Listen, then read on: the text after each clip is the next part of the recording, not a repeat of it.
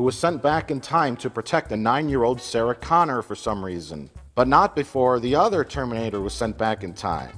But not before Kyle Reese, a Chinese T-1000, and a dog named Einstein were also sent back in time. In this alternate timeline, Sarah Connor, played by someone terrible, is driving around with guns her whole life, waiting for action scenes to happen. Then Kyle Reese shows up, and together everyone pointlessly shoots guns at a guy who's made of some kind of digital metal or something. Jay, what did you think of The Terminator, Age of Ultron?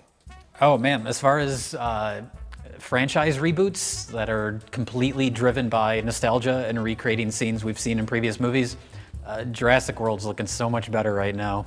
So I'm at a dark theater, movie starts, and I start to see things I recognize. This movie is terrible. It's watchable. It's not like I wasn't like angry in the theater. I was just sort of baffled and laughing a lot at how the key word for this movie is convoluted. We'll probably say it a million times in this discussion. Needlessly convoluted. Needlessly convoluted. That's good, yeah. I have the same feelings on it. I didn't hate it. It was watchable. Really impressive visual effects. Sometimes. Almost all the time. I mean, the digital Arnold looked great for a digital Arnold. It suffers from what whenever they try and do that, there's that uncanny valley effect where you're like, something's not right. Sure, but it was 98% there for me. 95%. Oh, sure. I noticed there was like the recreation of the first movie where he stands up and then there's like a tighter shot of his face. That really tight shot of his face looked great. Mm-hmm. Whenever he talked, it looked weird, but when he was just standing there silently, like that looked really good. I look at each of you, and I see the marks of this long and terrible war.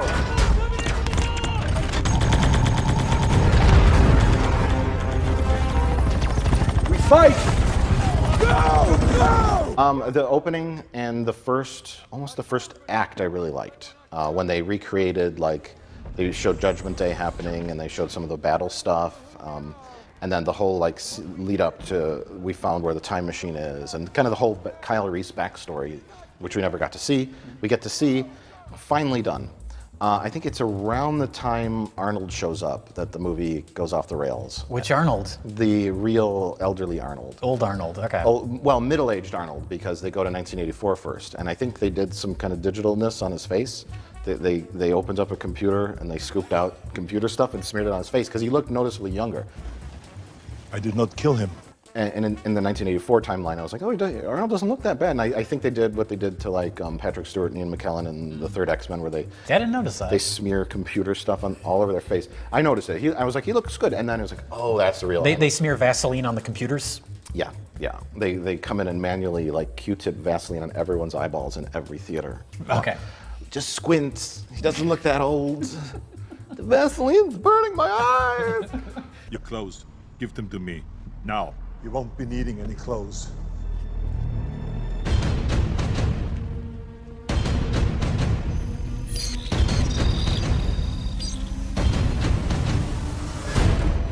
I've been waiting for you.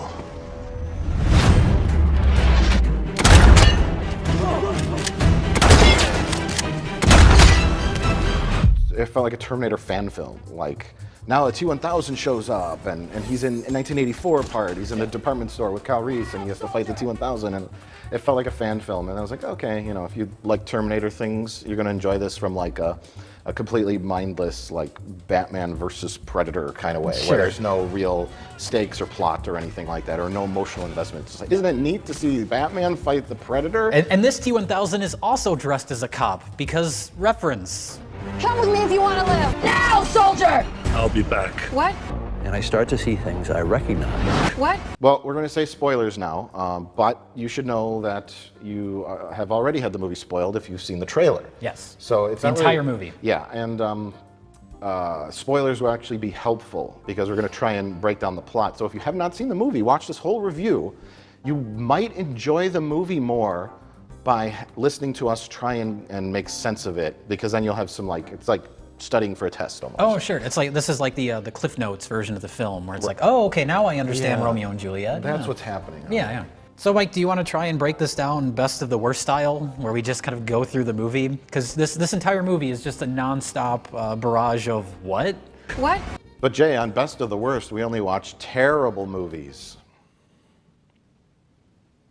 Let's start at the beginning. The Terminator, 1984, James Cameron's original film. Yes. The nostalgic and quaint, very simple tale. It's such a simple, streamlined, great story. It's a very simple causality loop.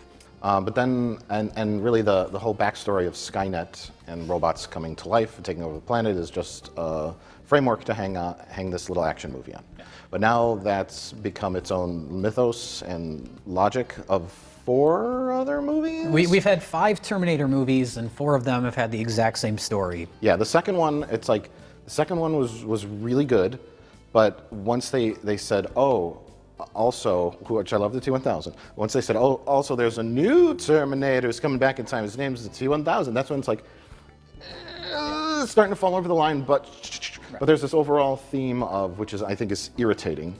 It's starting to remind me of the Matrix movies now. There's this overall theme of Skynet, no matter what you do, Skynet will happen. Judgment Day will happen. Yes. Like it's just inevitable, and it's almost like becoming like a chore and pointless. When you look at this movie, it really feels like a bunch of people in a writer's room going, what can we do to save this franchise? What can we do to make this work? So to put an elderly Arnold Schwarzenegger in this movie, they came up with a hackneyed reason why he's there.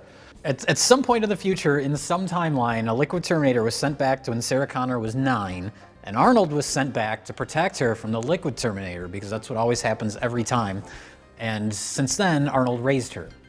And we wondered, who sent Arnold back? And the state of California was okay with this, this whole like adopted parent thing. Sure, yeah, why not? Oh, she even calls him Pops. But I was thinking like, okay, who sent him back? And Kyle Reese is wondering the same thing.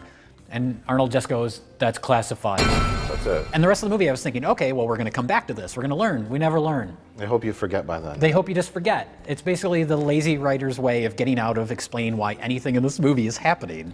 My guess is they have no fucking clue, and they say, if there's a sequel, we'll figure it out later. So Kyle Reese, sent back in time, he discovers he's in an alternate timeline.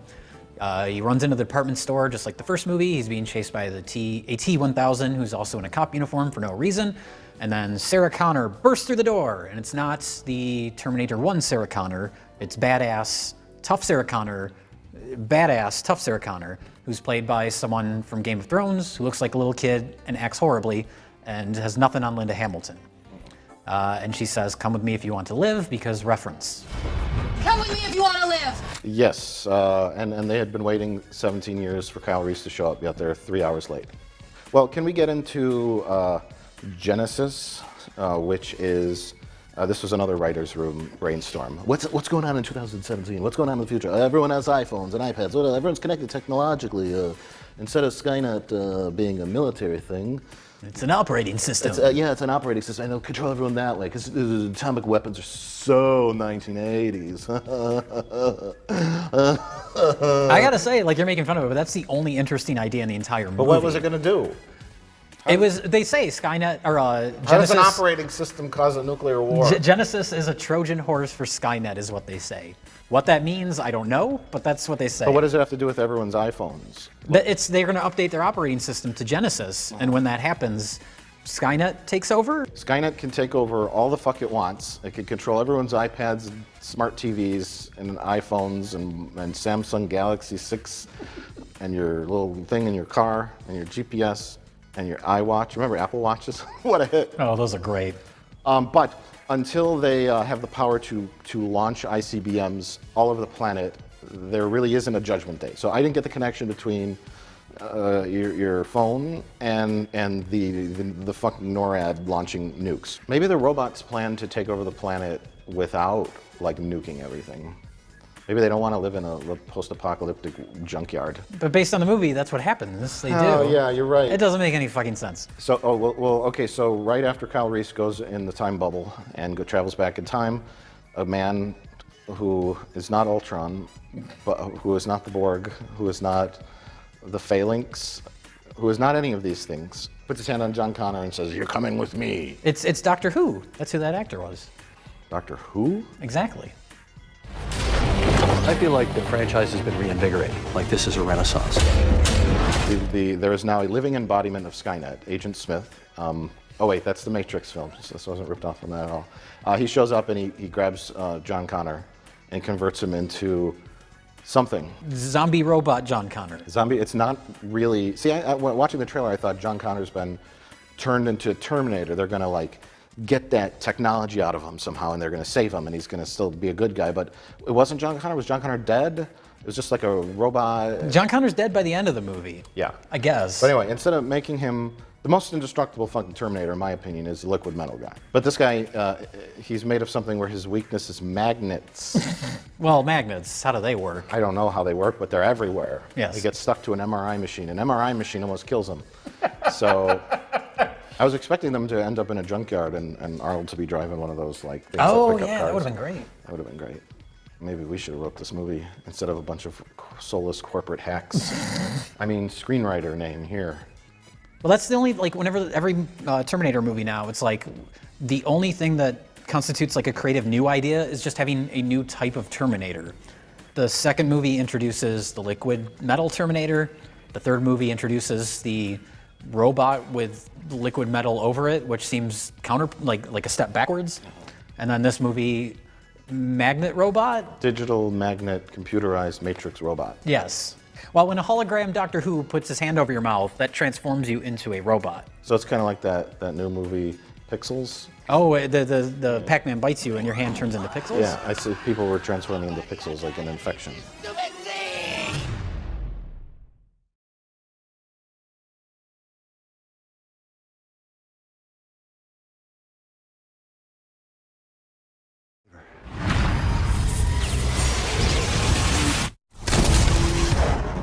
Yeah, they have a time machine. Oh yeah, they also they built a time machine in 1984. Fucking Bill and Ted used their time machine much more efficiently. Well, I guess the idea is that the Terminator, the protector of Sarah Connor, Pops, knows how to build the time machine because a robot that's built for combat is also equipped with that information. It turned out to be very fortunate for our heroes, though. Yes. Because in 1984, Terminator built a time machine, and Sarah Connor and Kyle Reese are preparing to get into the time machine, and then they take off their clothes because you have to be nude in the time machine, and we get Kyle Reese looking at a silhouette of Sarah Connor, and it looks like a fucking cartoon of her undressing. Looks like Jessica Rabbit. It's like a complete silhouette, like a spotlight silhouette, like a cartoon. So yeah, Cyberdyne, Genisys, whatever it is now, is conveniently built a time machine in the same room as a liquid metal vat that is making robot people, but they can't run because the old Arnold says something about they don't have CPUs or something like that. And then he sacrifices himself with robot zombie John Connor. And the time machine causes John Connor but that shoots old Terminator out into the vat of liquid metal. So now he's upgraded. He's now liquid metal Arnold. So Kyle Reese and Sarah Connor get in the time machine to travel to 2017. Arnold cannot go with them because his skin has been burnt off, and so he's a robot, so he says, I'll meet you there. Wait, stop. Oh my God. Okay, I've seen plenty of episodes of Star Trek or shows like that. You watch Star Trek? I have watched Star Trek. This is the first I'm hearing of this. The show that takes place aboard the Star Trek Enterprise with Dr. Spock, where there's these convoluted time travel shows, right? Okay. We got to go back here to stop this and that and that, and then there's all sorts of things in it. Butterfly effect. Causality loops, you kill your grandparents. Paradoxes. Whatever. But at the core, it doesn't matter like, okay, this doesn't make sense this year, this time period, this timeline doesn't converge, blah, blah, blah. As long as there's a heart to the story. Is there a heart to this story? No. And that's the main problem. No, the heart of this movie is, you remember the Terminator? I guess the point I'm trying to make is they even stole the humanity and the heart from the other movies. They borrowed their plot lines. In this, the only thing I could figure out is that we're supposed to care that young Sarah Connor has this father relationship with Pops and that she loves him. And we're also supposed to think Kyle Reese and Sarah Connor love each other. Well, they're supposed to fall in love. They're supposed to fall in love. And now they know they're supposed to fall in love, so there's this conflict of, and then they just do even though those two actors have zero chemistry and they both kind of suck. Yeah. You actually felt something in the second one, like the John Connor Terminator connection. Like, it was a little sad, the do-do-do-do-do, a little corny, but it was sad. Yeah. You liked the Terminator in number 2, and then in number 1, you felt the connection and the romance between Sarah Connor. In this, it's just like It's like these actors are like blank slates. They're like the digital Terminator. Like this girl kind of looks like young Linda Hamilton. This guy doesn't look anything like Michael Biehn, but let's just put him in the movie because he has a boring face. He looks like a man. Yeah. And they're completely chemistryless and characterless and devoid of personality other than let's put people in a movie. Yeah. Any emotion you're supposed to draw from it is based solely on your nostalgia for the first two movies. Yes. My point is the main character's only recourse to solve this problem is let's put bombs all over the place. Yes. And let's shoot guns at things. Let's shoot everything. There's so many scenes in this movie that are convoluted, time travel dialogue, attempting to explain what the hell is happening, and then bad guy walks in, they shoot at him and run away, end scene, start that whole sequence over again. These are our main characters. Their entire knowledge base is we need to set off an explosive. And they have one explosive. Did they go around the whole complex and put them in all the buildings? It's like the fucking end of Fight Club, you know, where every building starts falling. Like, when did that happen? I was numb by that point, so I don't even know. Speaking of numb, they play the Ramones' I Want to Be Sedated throughout the movie. Which is ironic. Listen to me, Reese, everything's changed. No, this is all wrong. Right? John sent me here to save you. Listen to me, Reese, everything's changed. The 1984 John sent you to, it no longer exists. John sent me here to save you. The 1984 John sent you to, it no longer exists. No, this is all wrong. Right? From the Terminator that was sent back to kill me, I know. So Kyle Reese has the Irish parents, not John Connor. Yes. Go figure that one out. maybe Kyle Reese's mother and father are really John Connor's mother and father. Holy fuck. And Kyle Reese fucked his own mother to make John Connor, and John Connor fucked Kyle Reese's Irish mother to make Sarah Connor. It's a whole system of time travel inbreeding. Oh my God, you need to write Terminator Genisys Part 2. Terminator Genisys Space. In space! Okay, so they travel to 2017. They land in the middle of the interstate where they get promptly hit by a car that's gotta be going at least 50 miles per hour, and they get a tiny scratch on their heads. And then go to the hospital. That's a clue that Kyle Reese is also a Terminator. Maybe that'll be established more in the follow-up to this film. So they go to the hospital because Arnold didn't get to him in time. They got hit by the car, and then cops showed up and whatever. And then Arnold comes to the hospital because he knows they're there, I guess. And he walks in with a comically large teddy bear so he can conceal his shotgun. And it's just Arnold, like 70-year-old Arnold, lumbering around with this teddy bear. Yeah, and the way it's shot is not shot for comedy. It's just shot. Which makes it fun. Yeah, and they would have, if they're going for nostalgia, they would have been better with the box of long-stemmed roses. Oh, sure, that yeah. they did because that was classy and creative. And Arnold is really a comically large teddy bear. That's true, that's true. Arnold Schwarzenegger is likable. He's a likable man. Arnold is the best part of this movie. Like, it doesn't matter how bad of an actor he is or the fact that he can't pronounce the word cellular, which he says multiple times in one scene. It breaks down on a cellular level. He keeps saying that. Yeah, one of the weirder aspects of it was, like you said, Arnold saying words like technobabble. Yeah. And I never saw Terminators as like Datas, you know, like Brent Spiner Data. Like, I saw them as just mindless killing robots. But for some reason, he's as smart as Data, and he could build a fucking time machine. Do you remember when Data traveled back to San Francisco in the 1890s and met Mark Twain? Data was also building some sort of device out of technology at the time to communicate to the future. But Data could do that because he's smart. That was in the two-parter episode Time's Arrow.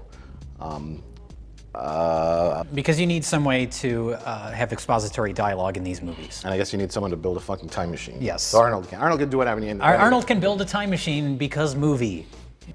And I'm watching this. There's some kind of scene where John Connor, who's a magnetic digital robot, Zombie robot John Connor. He reminds me of those, you know, those toys where they have the magnets and there's like a man's face, Wooly Willy or something. Wooly Willy, yeah. I think, You put the hair on his head, you give him a mustache. It kind of reminded me of that. Anyway, there's like some amazing scene where he's like, his skin's coming apart and there's all this like detail. And he's like, and it's on screen for like 15 seconds, and I'm just like.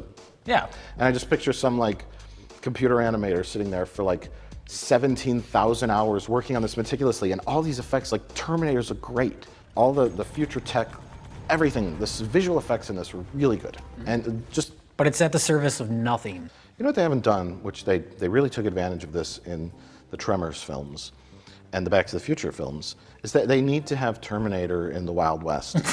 Like, I'm just thinking, like, what if Kyle Reese and Sarah Connor just said, hey, fuck all this. Let's go back to 1890, and we're going to start a little religion called We Hate Skynet, and we're going to change the whole future. You know, That's true. Yeah, start way back and change everything from the ground up. Stop the invention of computers altogether. Yeah. It would give an opportunity for them to sit in a Wild West bar, and With the Terminator. and Arnold to walk through the door. He could be bad Terminator this time. He should be bad Terminator. And he walks through the, and he's got like the full-on like cowboy garb. I told you I'd be back, or he'd say, "I'm here," since it's the first time. Yeah, and then he would be like, and like cowboys would be like, "Oh, go get here! Leave me interrupted! I'm poking it! Oh, my hand!" Well, I would take just about anything other than someone gets sent back in time, make sure that Skynet happens, then someone else gets sent back in time, stop Skynet from happening. And John Connor and Sarah Connor protect fate, no fate, and what we make. Now let's talk about our Wild West Terminator idea. Okay. John Connor, these two actors. Can we have the Terminator like try to get on a horse to ride it, and once he jumps onto the horse, it goes. Yes, it breaks the horse's back immediately. Oh my God, this is great. Let's get in the writer's room. But you could really have fun with a lot of the technology of the day. Like they would sentence Terminator to like a public hanging, and then they'd drop the gallows, and he would just break the thing that holds, and he would just land on his feet. Gee willikers. Well, that's even in this movie, in Terminator Genisys, like, because Arnold can't travel into the future with them because his robot arm is exposed. So he waits, like, whatever it is, 30 years, 40 years? And there's, like, some offhand dialogue about how he worked in construction. Like, I want to see that movie about what he was doing that whole time. I would rather watch that. Yeah. Like, Terminator just trying to, like, kill time for 30 years. Now they've jumped the shark, pardon the expression, because now they've introduced the fact that everyone has a time machine, and people have time machined all over the place. Well, that's the thing too, is they travel to 2017, and at the Skynet headquarters, they're also building a time machine, conveniently. Yeah, is that supposed to be the one in the future? Maybe, but like they say, oh, it's not going to be ready for several years, but then they just use it immediately anyway. I guess, yeah, why not build a time machine? There's no, like, they're making liquid metal people, or? In the same room as the time machine. Conveniently. Yeah, and then they're also making an app. The app seems to be the most important thing for everybody. Well, it's not just an app, it's an operating system. Okay. It's a pretty big deal. We've had 1 billion downloads, but we're also building a time machine and liquid people. But our app, let's talk about our app. So, yeah, he's giving them, I guess, but like, he's starting up Skynet again, so why have the time machine? Why is he building one? Because he can, because it's convenient, because movie. Because that's how they need to end the movie, is with another time machine. So that just happens. Yeah. Wow, like, movies have really gotten bad, haven't they? If you like the Terminator films, I'll be back. you're gonna love this movie. This movie is a shiny object you dangle in front of a cat. Yeah. It's very nice looking, it's very slick, the effects are great, the action's great, but it's nothing but a shiny object you dangle in front of a cat. So all you cats out there, get out your catnip. My recommendation is if you're a cat, you'll love this film. Do you think Arnold took Sarah Connor's virginity? Yes. Like, because he was protecting her since age 9. I don't think he let her go on dates. That's exactly what happened. Are you fully functional? I am fully functional. That's a reference to Star Trek: The Next Generation. Does Data have sex on Star Trek? Oh, yeah. That's a little weird. He never gets rapey, but he does have sex. He has sex. Well, I'm glad he doesn't get rapey. So they killed John Connor, who was... Are we still talking about Terminator Genisys in space? They killed John Connor, who... We talked about this movie more than the writers did. I think so, yeah. I can say this, though. It is better than Terminator 3. It doesn't feel like a cheap, like, direct-to-video B movie. That's the only It's not a complete recreation of the Terminator 2. Yeah. Do you remember that part when they get arrested and then the theme to Cops, the TV show, plays? In 2015, there's a movie where they play the theme song to Cops. What you gonna do? What you gonna do when they travel through time and come for you? but like direction-wise, there is no like real vision there. It just everything looks pretty bland. And here we film this now, we film that now, we say these lines. Yeah. They tried to do an emotional scene where they silhouetted Jessica Rabbit. And like you said, She's undressing, and it's like a complete silhouette in spotlight. it reminded me of like a Naked Gun movie. Yeah. I wanted her to turn and there'd be a big penis. And he goes, So, Mike, would you recommend Terminator: Rise of the Genisys? Terminator, no. If you're, this is a little specialized audience thing. If you're a fan of Terminators and Terminator lore, you'll get a kick out of this movie. It's like a fan film. It's like a big budget fan film.